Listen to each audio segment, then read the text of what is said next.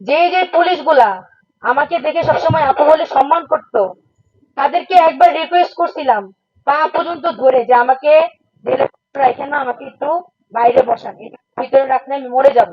জেলের অবস্থা এত খারাপ ছিল।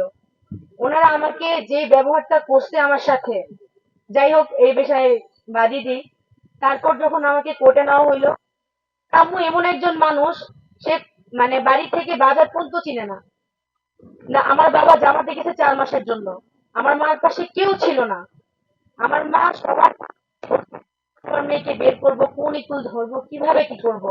3 দিন পর দেবদূতের মতো অপু ভাই আসছে, গাজীপুরের আহ্বায়ক, অনেকেই আসছে, অপু ভাই, রাশেদ ভাই, রুদ্র ভাই, মহিন ভাই, মসিন ভাই, তাদেরকে আন্তরিকভাবে ধন্যবাদ, তারা আমাকে অনেক হেল্প করছে। কিন্তু আমি 11 দিন জেলে থাকায় যে পরিমাণ নির্যাতিত হয়েছি, আমার রিমান্ড 2বার হয়েছিল। প্রথম যখন আমি বৃহস্পতিবার মহিলা গাজীপুর জেলা কারাগারে যাই, রবিবার আমার জামিন চাওয়া হয় ম্যাজিস্ট্রেট কোর্টে। তখন ওইখান থেকে জামিন নামঞ্জুর করে রিমান্ড দেওয়া হয় আমাকে। ওই রিমান্ড শেষে যখন আমি কালকে পরশুদিন পরশুদিন যখন কোর্টে যাই, তখন আমার মামলার যে আয়ু, এসআই ফারুক, উনি আবার রিমান্ড চায় আমার। উনি এভাবে রিমান্ড চাওয়ার জন্য আমি ভাবছি এবার রিমান্ড হবে না, এবার আমার জামিনটা হয়ে যাবে, কারণ 12 তারিখে আমার এক্সাম। কিন্তু উনি রিমান্ড চাওয়ার পরে আমার উকিলরা বেশ কিছু প্রমাণ দেখায়, আমি আমার আমার পক্ষে আমার যথেষ্ট নির্দোষ হওয়ার প্রমাণ আছে।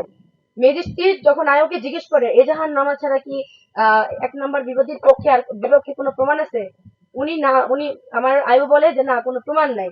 আমার পক্ষে সমস্ত প্রমাণ যখন আমার উকিলরা ম্যাজিস্ট্রেট কাছে দেয়, ম্যাজিস্ট্রেট তাও আমার 2 দিনের রিমান্ড মঞ্জুর করে।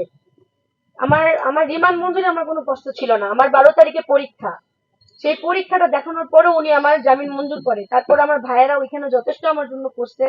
ওনারা না থাকলে হয়তো বা আমার রিমান্ড রিমান্ড কখনোই এরকম নামঞ্জুর হয়ে জামিন হইতো না। ওনাদেরকে আন্তরিকভাবে অনেক ধন্যবাদ। কিন্তু আমার কথা হচ্ছে যে আমি কোনো রাজনৈতিক দলের না, আমি একদমই অরাজনৈতিক। আমি অরাজনৈতিক ভাবেই সবসময় আন্দোলন করছি, কখনো এনসিপিতেও ছিলাম না, আওয়ামী লীগ তো নাই। আওয়ামী লীগ, এনসিপি, বিএনপি, জামাত, গণ অধিকার পরিষদ, এগুলো কোনো কিছুতেই আমি ছিলাম না। আমি শুধুমাত্র অরাজনৈতিক দলে, অরাজনৈতিক থেকে আন্দোলন করছি সব সময়।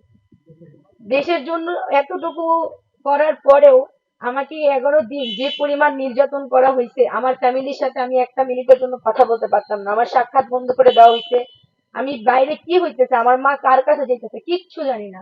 একদিন অনেক কষ্ট করে স্যারের একজন, ওইখানে একজন স্যার আছে, ওনার পায়ে টায়ে ধরে টাকা দিয়ে আমার মার সাথে একদিন দেখা করতে পারছি।